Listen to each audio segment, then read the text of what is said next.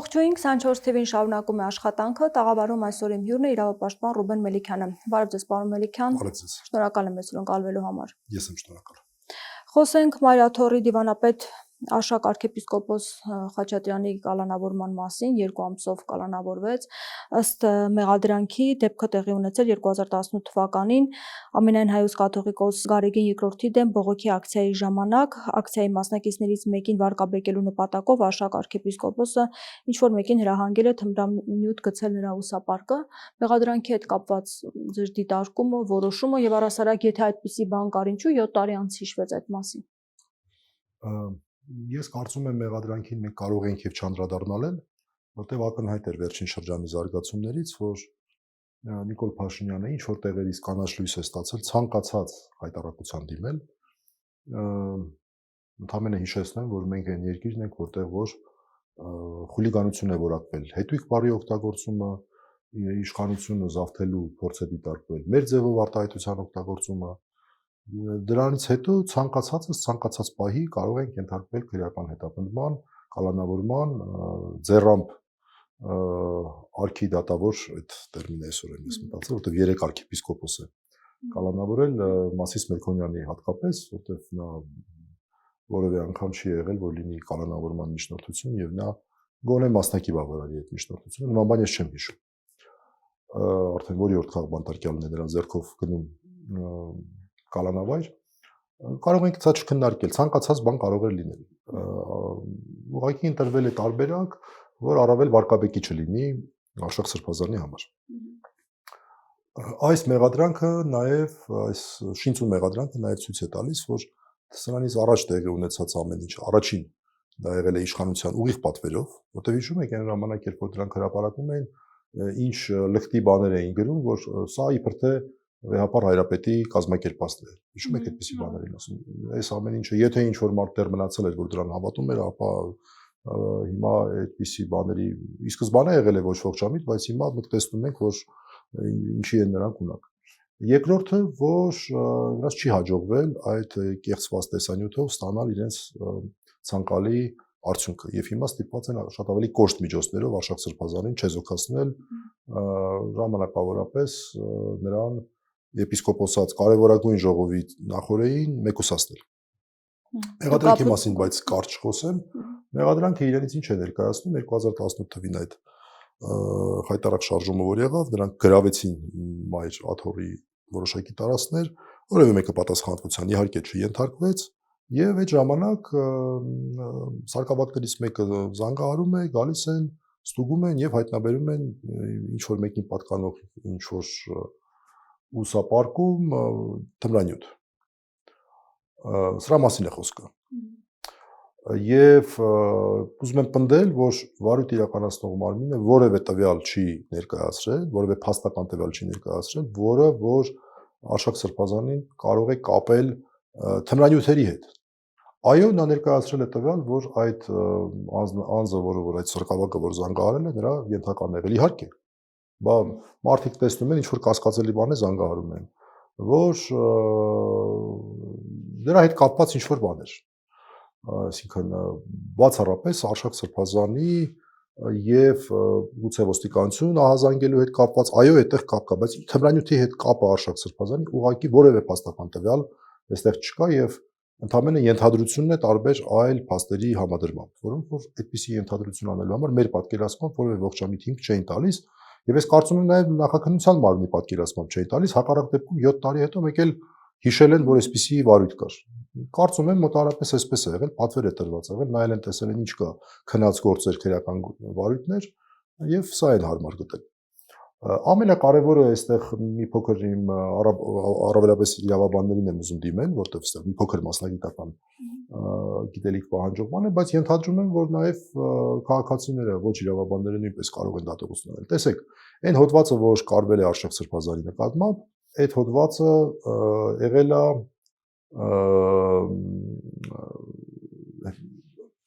թմրանյութերի ապօրինի շրջանառության մասին է խոսքը։ Թմրանյութերի ապօրինի շրջանառության մասին է խոսքը եւ թմրանյութերի ապօրինի շրջանառության Բավական ծանր մեղադրանք։ Տեսեք, թմրանյութերի ապօրինի շրջանառության երկու հոդված կա վերաբերող։ Մեկը իրացման նպատակով, այստեղ հատուկ ուզում եմ ընդգծեմ իրացման նպատակով արտահայտությունը։ Մեկը իրացման նպատակով եւ մյուսը ուրեմն առանց իրացման նպատակի օգտագործելու նպատակով։ Տեսեք, իրացման նպատակով ինչ է նշանակում, այսինքն մարդը պետք է նպատակ ունենա իր մոտ եղած թմրանյութը այլ անձանց տրամադրելու բնականաբար նրանց կողմից կամ եւս մեկ անձի իրացնելու կամ օգտագործելու նպատակով։ Այսինքն այս հոդվածի ամբողջ տրամաբանությունը նրա մեջ է եւ շատ ավելի խիստ հոդված է, որպեսզի կանխվի թմրանյութերի տարածումը, ոչ թե օգտագործումը։ Եվ դրա համար էլ նորից եմ ասում իրացման նպատակով։ Դուք ընթերցեցիք հենց նոր այն ձևակերպումները, որոնք որ սա պաշտոնական չէ, ձևակերպումներն են, պաշտոնապես հայտարարված ձևակերպումներն են։ Իրենք իսկ իրենց պաշտոնական հաղորդագրության մեջ վարկաբեկման նպատակի մասին են խոսում։ Այդ երկու նպատակները իրար հակասող են։ Այսինքն ընդունենք թե ինչ որ մեկը, ընդունենք թե այսպիսի բան է արել, այսինքն այս թմրանյութը տեղադրել է։ Չէ որ դրա նպատակը չի եղել թմրանյութի իրացումը, այլ նպատակը եղել է վարկաբեկումը։ Հետևաբար այս հոդվածը այստեղ ընդհանրապես կիրառելի չէր։ Սրա մասին է խոսքը։ Նաև տեսանյութ էր տարածվում, որ հարվածում է եւ այլն, հետո փաստաբանն ասաց, որ իրական չէ, այս մասով ինչ չեմ տեսել անկեղծ ասած, չեմ էլ հասցրել տեսնել այդ տեսանյութը, սա Արշակ Սրբազանին վարկաբեկելու հերթական փորձն է եւ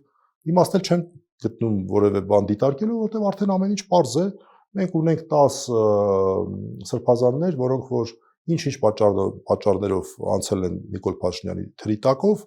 ինչպես շատ դիպուկ նրանց բնորոշեցին Բագրատ եւ Միքայել սրբազանները, տիրադավ գործողություններ են իրականացնում եւ ունենք մարդիկ, որոնք ամուր են եւ պինդ են եւ որևէ շանտաժի, որևէ նման այսպես քայլի չեն, շանտաժի չեն տրվում եւ նրանցից եւ առաջի հերթին հենց Արշակ Սրբազանին։ Մենք ընդունենք Արշակ Սրբազանին, չընդունենք Արշակ Սրբազանին, ինչպես ուզում ենք կարող ենք վերաբերվել նրա հանրային կերպարին, բայց մի բան ակնհայտ է, որ մենք գործ ունենք մարդու հետ, որը ամուր է, որը զիջումների չի գնում սկզբունքային հարցերում։ Իսկական բան։ Այսինքն այսպեսի կարծիք կար, որ Արշակ Սրբազանին հեռացնելով հաջորդով վեհապարն է լինելու, դուք տեսնում եք այդ խնդիրը։ Ես տեսնում եմ այդ խնդիրը, ես դրա հավանականությունը ավելի ճանապարհը բացում է հեշտանում։ Ես հավանականությունը տեսնում եմ, որևէ բան այս մարդկանց չի կանգնեցնի, գիտեք, եթե մենք ճիշտ ձևով նայենք հարցերին, ամեն ինչ պարզ է դառնում։ Այս մարդիկ հայկական շահ չեն սպասարկում, թուրք-ադրբեջանական շահ են սպասարկում։ Թուրք-ադրբեջանական շահի տիրույթում է գտնվում հայ առաքելական եկեղեցին։ Թուլացնելը, քանդելը պարզ պատճառներ է, որովհետև համահայկական կառույցներից, որ կենսունակ է, հայկական հարցեր է բարձրացնում, մնացել է հայ առաքելական եկեղեցին։ Այս տրամաբանությունը ամեն ինչ հասկանալի է, այսինքն եթե մենք դիտում ենք այսպես մի քիչ հին տերմին եմ օգտագործում, բայց այստեղ տեղին է կարծում եմ, օկուպացիոն ռեժիմի տրամաբանությամբ ամեն ինչ տեղն է գնում։ Այդ ժողովի հետ կապված դուք կարծում եք նաև վճռորոշեր այնքան, որ ցանկացան Արշակ Սրբազանին կալանավորել, որովհետև նաև Բագրատ Սրբազանը մասնակցելու ցանկություն ունի եւ միջնորդություն է ներկայացվել, որովհետև այդ ժողովի ժամանակ կարևոր հարցեր է քննարկվելու, նաև հնարավոր է 10 եպիսկոպոսների կարգալույս լինելու մասը հարցը քննարկվի կամ վեհապարի հետագա գործունեության հետ կապված։ Չէ, հարցն այն է, որ հայ առաքելական եկեղեցու, սա նաև միջամտություն է հայ առաքելական եկեղեցու գործունեությանը, որովհետև այս արհեստական հիմքերով եւս մի բարձրաստիճան նվիրապետ փաստացի զրկվեց այդ կարևոր հավաքին մասնակցելու հնարավորությունից։ Այսինքն մեծ չի նրանց թիվը 55 է թե 57 է։ Մի խոսքով 55-ից մոտարապես 55։ Եվ փաստորեն 4-ը չեն կարող մասնակցել անազատության մեջ լինելու պատճառով, ընդ որում այն 4-ը, որոնք որ վեհապարին անվերապահ աջակցություն հայտնող 27 եպիսկոպոսներից են։ Սա շատ կարևոր է ընդգծելը։ Եվ այն 10 տիրադավ սրբազանները կարծում եմ նրանք այստեղ ուղիղ մասնակցություն ունեն Արշակ Սրբազանի ձերբակալման կալանավորման հարցում, ուղիղ մասնակցություն եւ ուղիղ պատասխանատվություն, որովհետեւ նրանք էին չէ բարձրացնում այդ հարցը, որ Արշակ Սրբազանը գոնե ժամանակավորապես պետք է սառեցնի իր գործունեությունը, սառեցվեց էլի։ Իսկ այստեղ շատ ավելի մեծ տրամաբանություն կա նրանց դրա համար մեղավոր համարելու, այսինքն որևէ կերպ կամ հուշելու կամ այսինքն հենց նրանք թիրախավորեցին Արշակ Սրբազանին։ Այո, ինչ որ որևէ կերպ օժանդակելու, քան Արշակ Սրբազանի եւ այդ թմրանյութերի կապը, որը ուղղակի աբսուրդ է։ Իսկ այն հանգամանքը, որ ազգային անվտանգության ծառայության աշխատակիցները գնում են եւ միջամտում են, թե ինչպես պետք է պատարագը անցնի, զեղչեն արդյոք պատարագի մեջ, պատարագի ժամանակ աթողիկոսի անունը թե ոչ, այս հանգամանքին ինչպես կանդրադառնաք եւ Փաշինյանը ըստ էության չէր հերքում, ասում էր այո, կարող են գնալ զրուցել, ինչ կա որ հորդորել։ Դա հանցագործություն է, այլ բան չեմ կարող ասել, դա բացահայտ հանցագործություն է, չէ՞ շեքում հորդորել։ Ազգային անվտանգության ծառայության գործառույթների մեջ է մտնում կրոնական ծեսի իրականացման եղանակը, բնականաբար ոչ։ Եվ այդ բառը ասելով, որ չէ, դա ստիպել չի, դա հորդորել է, ոչինչ չի փոխվում, որովհետև եթե քեզ մոտ գալիս են մարդ, որը օրինակ ազգային անվտանգության ծառայ, ոստիկանության կամ որևէ այլ իրավաբանական, եւ ինչ-որ բան է քեզ լեզվական առումով դա ձևակերպում է որպես խնդրանք, դու իհարկե հասկանում ես, որ դա այնքան էլ խնդրանք չի։ Այն նույն խնդրանքը չի, ինչ որ օրինակ կարող է ինչ որ մի մուրացկան քաղաքացի քեզ խնդրի, ասի խնդրում եմ ինձ 100 դրամ փող տուր, կտաս, լավ, եթե չտաս, որևէ հետևանք քո համար չի առաջանա։ Իսկ եթե գնում է ինչ որ մեկը եւ ասում է խնդրում եմ, այս ինչ քայլ արեք, նախ ձեր ինչ գործն է։ Ձեր ինչ գործն է առհասարակ որտեղ չեն զեղչում, ես այնտեղ չեմ գնում, այսինքն այդ ամեն անում ոսի Փաշինյանը գնա։ Այո, իրենց գործը չէ, բայց հաստատի հրահանգ։ Դե հրահանգը կա եւ դա հանցագործություն է, դա հերթական հանցագործություն է։ Գիտեք, այս մարդիկ այնպեսի ծանրագույն հանցագործություններ են կատարել, որ կարծում եմ հարցին այսպես են նայում, մի հատ ավել, մի հատ պակաս ինչ տարբերություն։ Բայց սա ակնհայտ եւ բացահայտ հանցագործություն է, որը հրապարակավ բոլորը ընդունել են։ Այսինքն եթե մենք ունենայինք իսկապես քաղաքական իշխանությունից անկախ որևէ իրավապահ համակարգ, արդեն քրեական վարույթը նախաձեռնել էր, մարդիկ էլ կալանավորվել էին եւ ստանդարտ պրոցեսներ ընթանում։ Սա է։ Բայց նկատեք, որ նաեւ հոգեբանական ճնշումն է մեծ այս դեպքում։ Դե իհարկե, բա դրա մասին է խոսքը։ Եթե մոտենում ես, ասում ես հարգելի քահանա։ Նրանք կան մարդիկ, ովքեր եկեղեցուց, այսպես իրենց կյանքը պատկերացնում են եկեղեցուն եւ հետո անկարծ մեկ օր ազգային անվտանգության ծառայության աշխատակիցները գալիս են մոտում են, այսինքն ազդում է դա իրենց վրա։ Այո, եւ նույնիսկ ձևակերպում են, ասում են, խնդրում ենք զեղչեք, օրինակ, կամ հորդորում ենք զեղչեք։ Այդ ինչ է նշանակում, այսինքն մարդը հասկանում է, որ եթե ինքը այդ քայլը չանի, հնարավոր է վաղը միսօր իր համար անցանկալի հետևանքներ առաջան, դա բացահայտ է, դա այնպես չի, որ մեկ նոր իրավաբանություն կամ նոր հասարակագիտություն ենք այստեղ հնարում, սա պարզագույն բան է։ Եվ ես մեր հաղորդումը սկսեցի նրանով, որ կանաչ լույս են մարդիկ ստացել, սա դրա դրսևորումն է։ Իսկ իրավապահ համակարգը ինչու է այդ ամենին ենթարկվում։ Ունեք բացատրություն։ Այս հարցը շատ է հնչում, չէ, բացատրությունը կա, իրավապահ համակարգը որպես համակարգ միշտ հակված է իրեն տված հրահանգները կատարելու, եթե չկա հակազդեցություն, եթե նրանք այս պահին չեն տեսնում որևէ, այսպես ասենք, դիմադրություն։ Նկատել ենք, չէ, որ երբ որ օրինակ ժողովրդական շարժում է լինում, նրանք շատ ավելի զսպված են լինում։ Եվ այստեղ քաղաքական ուժերի խնդիրն է, ուր է այն հակազդեցությունը, քաղաքական հակազդեցությունը, որը որ գնալով ավելի մեծ թվով քաղաքացիներ ակնկալում են ընդդիմությունից։ Հակազդեցություն նկատի ունեք, որ ակցիաներ կազմակերպեն, փողոցային շարժումներ, դատարանների կողքը, եկեղեցիների կողքը, այսինքն մեծ թվով մարդկանց աջակցություն լինի։ Աջակցությունը կա, բայց այդ աջակցությունը համացանցային է եւ այլն, այսինքն գետնի վրա մենք չենք տեսնում, որ քաղաքական ուժերը այստեղ մասնակցություն են ունենում։ Իմ համար անհասկանալի է դա։ Կարող է ինչ-որ տրամաբանություն կա, որ ես լավ չեմ հասկանում։ Իսկ քաղաքական գործիչ չեմ եւ միշտ ասել եմ, որ դա իմ ուժեղ կողմի իհարկե չի, բայց իմ պատկերացմամբ այդ դեպքում է, որ քաղաքական հարցերով իրավապահ մարմինները ավելի զսպված կլինեն։ Ասում են Փաշինյանի ուզածնել դա էլ, որ բախումներ հրահրի։ Դուրս կան դուրս, բախումներ լինի։ Ես լինի։ չեմ կարծում, որ բախումների վտանգ կա, անկեղծ ասած։ Ես չեմ տեսնում Նիկոլ Փաշինյանի կողմնակիցներին գետնի վրա։ Շատ փոքր թվով մարդկանց մասին է խոսքը։ Համացանցում շատ են, որտեղ ֆեյքեր են եւ այլ, այո, կան կողմնակիցներ, բայց այդ մարդիկ ավելի շատ համացանցային մարդիկ են։ Ի տարբերություն ընդդիմադիրների, որոնք որ միշտ էլ պատրաստ են եղել եւ մենք տեսել ենք բազմիցս։ Բայց այդ մարդկանց պետք է կազմակերպել եւ բնականաբար մարդկանց պետք չի մեղադրել, որտեղ առանց կազմակերպման որևէ բան հնարավոր չի,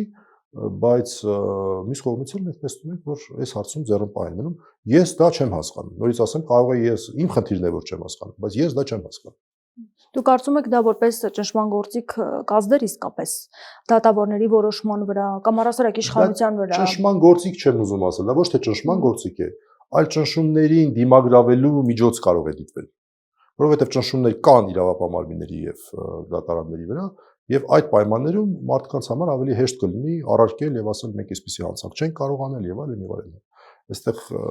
ճնշման մասին չի խոսքը, ընդհակառակը սա հակաթույն է ճնշումների դեմ։ պետական ճնշումների դեմ։ Իսկ Մկրտիչ Սրբազանի հետ կապված ինչ կլինի, փաստացի լրանում է 2 ամիսը, շուտով պետք է քննարկվի, արդյոք կալանքը երկարաձգելու են թե ոչ։ Դե նորից եմ ասում, սա իրավական տրամաբանությունի սկզբանը չի ունեցել, դրա համար քաղաքական տրամաբանության շրջանակներում ցավոք սրտի չեմ տեսնում այլ տարբերակ, այսինքն չեմ հասկանում, թե ինչի պետք է նրանք երկարացման միջնորդության չտան։ Մենք ունենք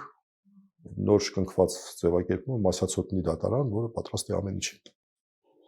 Իսկ Սամվել Կարապետյանի գործի հետ կապված ինչ կասեք, որովհետև ասում են միջև ընտրություններ ցանկանում են նրան կալանքի տակ պահել, որքան կարող են կալանքը երկարաձգել։ Իմ գործընկերներից Արամ Վարդեվանյանը մանրամասն է խոսում, այստեղ ես ավելացնելու բան չունեմ, շատ մանրամասն, շատ ակնհայտ ձևով երևում է, որ այստեղ էլ իրավական process չկա, ի սկզբանե չի եղել, մեր ձևով արտահայտությունը որևէ կերպ չէր կարող դիտվել որպես իշխանությունը զավթելու կամ Դիմա արդեն փողերի լվացման, արդեն մեղադրանքներ։ Պարզ է, հիմա փողերի լվացում 2 անգամ դատարանները,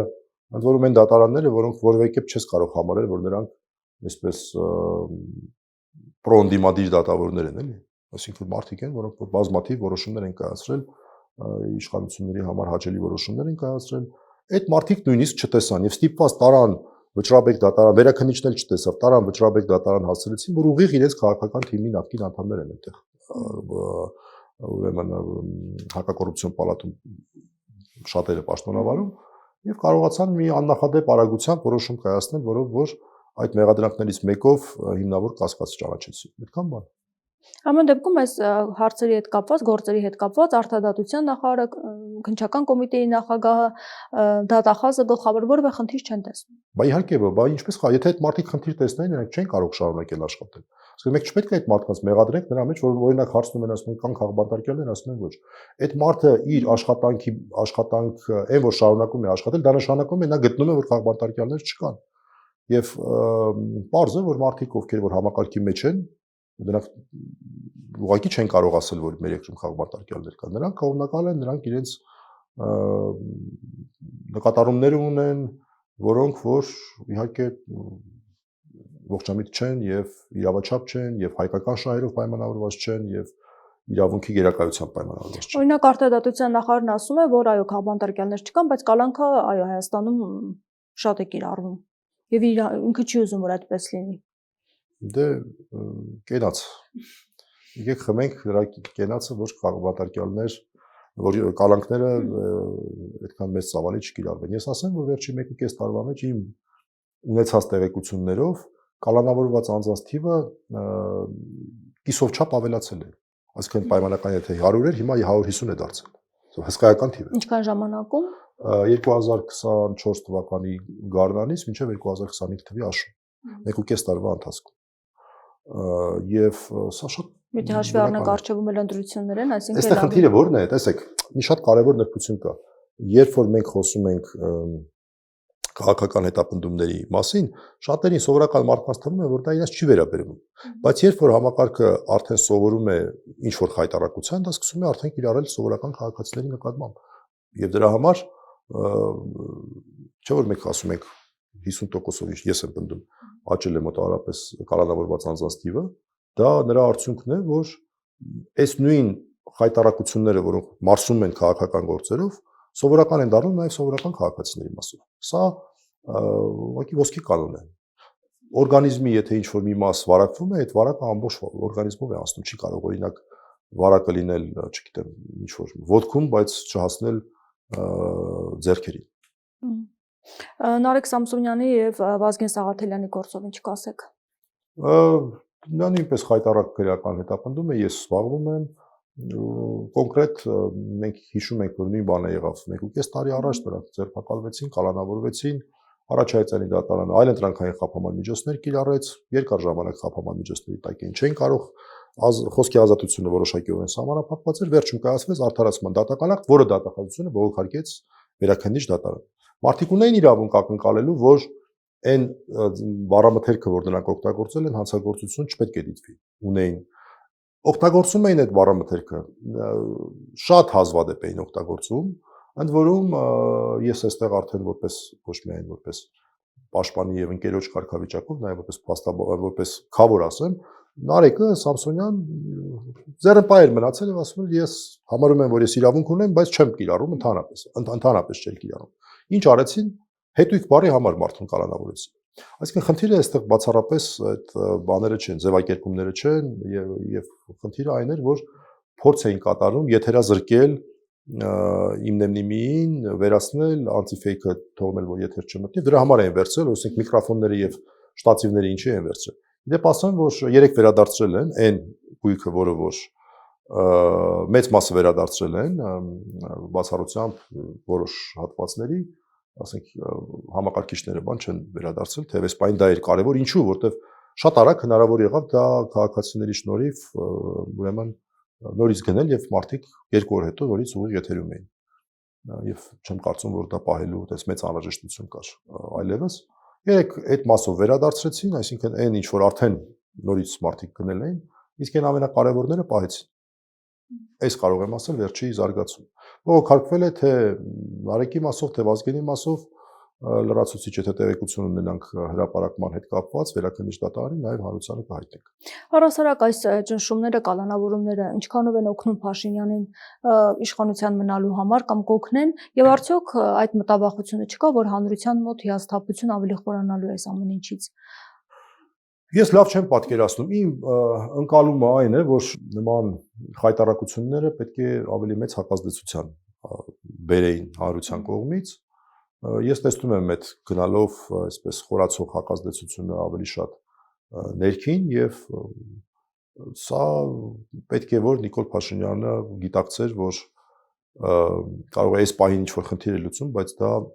միջնաժամկետ գոնե կտրվածքով նրա համար ավելի մեծ խնդիրներ է ստեղծելու չգիտեմ ես այդպես եմ ընկալում որ չի կա եթե մեր հանրությունը գոնե փոքր առողջության մակարդակ ունի ուրեմն սա պետք է ունենա Նիկոլ Փաշինյանի համար անցանկալի հետևանքներ եւ հուսով եմ որ իսկ այդ անցանկալի հետևանքները ապահովում են ընդդիմադիր քաղաքական ուժերը հուսով եմ որ ընդդիմադիր քաղաքական ուժերը դա ինչ որ մի պահի այնուհանդերձ կարողանան ապահովել Ասում եք կանաչ լույս է ստացել Փաշինյանը որտեղից է ստացել Կարծում եմ նա ստացել է առաջին հերթին Եվրոպայից որում արևմուտք չեմ ասում Եվրոպա եմ ասում ամերիկան չեմ ուզում ներառել իսկ Եվրոպան դա անում է ադրբեջանա-թուրքական շահերի համատեքստում, որովհետև Եվրոպան նույնպես գտնում է, որ Հայաստանը պետք է լինի ադրբեջանա-թուրքական շահերի տիրույթում, որպեսզի փոխվի ռուսական շահերի տիրույթից։ Մոտավորապես այդպես եմ ես պատկերացնում, աշխարհքաղաքական հարցերի մասնագետ չեմ, բայց այս պարզ մոդելը ես տեսնում եմ։ Այսինքն Եվրոպային ձեռք է տալի ոչ թե որտեղ նա մեզ համարում է որպես թշնամի, ոչ, այլ պարզապես նա դիտում է, որ Հայաստանը կամ պետք է լինի Թուրքիայի եւ Ադրբեջանի տիրույթում կամ Ռուսաստանի տիրույթում, նրանց ձեռք է տալի, որ Ռուսաստանի տիրույթից դուրս գա, ով մնաց Թուրքիան, Ադրբեջանը։ Եվ նրանք ադրբեջանա-թուրքական շահերի սպասարկման ուղղված ցանկացած քայլ Նիկոլ Փաշինյանի կողմից ողջունում են։ Բավարար չեք համարում կամ առհասարակ կարծում եք, որ պատասխան չկա այս գործողություններին իրենց կողմից, հայտարարությունների տեսքով։ Չկա, եւ հենց այդ դա է։ Նույն այդ քաղբանտարկյալների հետ կապված, երբ լսումներ ազգային ժողովում հրավերքեր եղել, իրենք չէին եկել։ Բա իհարկե պետք է, գայդ ինչ անեն։ Ակնհայտ էր։ Մեր խնդիրն է գոնե այս փուլում նրանց անընդհատ այն որ ասում են դռնից անում են պատուհանից, մտնեք պատուհանից անում են երթիկից, որպեսզի նրանք գոնե տեղեկացված լինեն եւ վաղը մյուսօր չասեն, բա մենք չգիտենք որ այսպեսի բաներ կա, խայտարակ բաներ կան, որոնք որ անհամեմատելի են, արդեն ընդհանրապես անգամ վիրավորական կլինի համեմատել 18-ից առաջ տեղի ունեցող ենթադրյալ դեպքերի հետ։ Եվ այստեղ նաեւ կարեւորն այն է, որ անընդհատ դրա մասին է խոսում, նաեւ այդ լսումների ժամանակ իմ գործընկերը 5 իրավապաշտպաններից Վարազդատ Հարությունյանը այդ հարցը բարձրացրեց, արձագանքներ եղան դրական քաղբանտարկյալների հարցը պետք է դառնա առաջին ավելի լայվ ֆորմատի քննարկման Ինչի մասին խոսվեց հենց այդ ժամանակ, այո, աշխատանքներ սկսվել դրանից առաջ Արմեն Աշոտյանն էր խոսում, մենք ենք խոսում, ես շատ ավելի ուշ ցեցի խոսել, բայց Վարազդատն էր առաջի հերթին խոսում մեր իրավապաշտպաններից ժամանակ կոչ արեց հավաքվեն, աջակցեն։ Այո, այստեղ ձևաչափ է պետք։ Քաղաքական ձևաչափ է պետք։ Ինչու, որտեվ քաղաքական հետապնդումները համակարգված են։ Համակարգի դեմ պետք է համակարգ լինի, որը ունենա, ասենք, աշխատանքային խմբեր, չգիտեմ, մեկը զբաղվի քաղբանտարկյալների չափանիշներ տալով, մեկը մյուսը զբաղվի անընդհատ Եվրոպաներից տուն չգա, անընդհատ դռներ ծեծի եւ փորձի այս ամեն ինչը հասցնել, որտեղ եթե դու դուր ես ծեծում 1 2 10 ինչ որ մի պահ հաջողվում է, որ ունենք օրինակներ նման։ Երրորդը զբաղվի քաղբանտարկյալների եւ քաղաքալացյանների ընտանիքների սոցիալական հարցերով։ Այստեղ բազմաթիվ հարցեր կա։ Սա մեկ, Եվ երկրորդը, որ ընդդիմադիր քաղաքական ուժերը պարտադիր իրենց քաղաքական պլատֆորմներում ընտրությունների են պատրաստվում, ներառեն քաղբանտարկյալների իրավունքների վերականգնման հարցը, փոխհատուցումների հարցը, այն մարդիկ, ովքեր որ հանուն հայրենիքի այսպիսի զրկանքների են ենթարկվել, նրանք պետք է իրավունք ունենան նաև փոխհատուցումներ ստանալ։ Սրա մասին է խոսքը։ Եվ նաև միջազգային հանրության հետ ակտիվ աշխատանք է պետք։ Դա վերաբերում է առաջին կան, որ տեղյակ չեն, ինչպես դուք եք ասում, կան, որ արդարացնում են Եվրոպայից, կան, որ քննադատում են։ Բա ես դրա մասին եմ ասում, այսինքն եթե լինի քաղաքական ձևաչափ, որ լինեն աշխատանքային խմբեր, նրանցից յուրաքանչյուրը մի հարցի համար պատասխանատու կլինի։ Ես նշեցի, օրինակ, միջազգային կապերի համար պետք է այդ մարդիկ Հայաստան չգան, դուրս գնան անընդհատ մարդկանց դռներ ծեծեն եւ փորձեն ոչ թե նամակներ ուղարկելու, այլ աչքերի մեջ նայելով բացատրել ինչ է կատարվում։ Այո, մեկի մոտ չի ստացվի, երկրորդի մոտ 10-ի մոտ չի ստացվի, 20-րդի մոտ հոգ ստացվի։ Իսկ դա շատ կարևոր է։ Չդադարել, պայքարել։ Եվ ամփոփելով զրույցը, ինչ եք կարծում, ինչ որ մեխանիզմով հնարավոր է կանխել այն ծրագիրը, որ կա վեհապարի հետ կապված, եթե գնան կրկին կոշտ միջոցների։ Տեսնեք ինչ են անելու, այսինքն ես մի բան կարող եմ ասել, որ վեհապարը ամենայն հայոց կաթողիկոսը մեր խնդիրն է,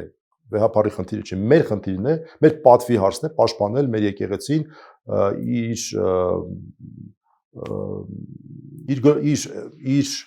իր ամբողջ կառուցվածքով եւ առաջի հերթին այդ բուրգի գագաթը հանդիսացող ամենայն հայոց կաթողիկոսին։ Մեր խնդիրն է դրա անհրաժեշտության դեպքում բոլոր հնարավոր միջոցներով այսպես խաղաղ անհնազանդության ակցիաներ կլինեն, քաղաքական ինչ որ քայլեր կլինեն քաղաքական ուժերից, իրավական գործիքակազմ կարող է լինել, բոլոր հնարավոր նմանատիպ միջոցներով պաշտպանել մեր եկեղեցին, որովհետև մենք տեսնում ենք, որ սա թուրք-ադրբեջանական ծրագրի իրականացում է։ Ներկայումս արդեն գրեթե բացահայտ։ Իդեպ իր հայտարարությանն էլ անդրադառնանք, ասում էր, որ ինքը չի ուզում մի կաթողիկոս, որ իրեն ենթարկվի, այլ ուզում է մի կաթողիկոս, որ չենթարկվի օտարերկրյա ծառայությունների։ Սա նույնպես հերթական վարկաբեկման հարցն է։ Օտարերկրյա ինչ փաստ ունենք, եթե փաստ լիներ, սեղանին բա չէին դրնի։ Նման փաստ լիներ սեղան, իրանք երբևէ որևէ բանից խորշել են, ինչ որ մի նյութ եթե ունենան, դնեն սեղանին։ Ակնհայտ չի, որ սա նիկոլական վարկաբեկման հերթական դրսևորումն է։ Ինչպես նրանք վարվել են 7 տարի հայկական ժամանակի ոճով։ Ինչպես էր հայկական ժամանակը վարկաբեկում Վազգեն Սարգսյանից սկսած։ Նույնն է։ Շնորհակալ եմ զրույցի համար։ Շնորհակալություն։ Զրուցում է իրավապաշտպան Ռուբեն Մելիքյանի հետ։ Շարունակեք մեզ հետևել, կհանդիպենք։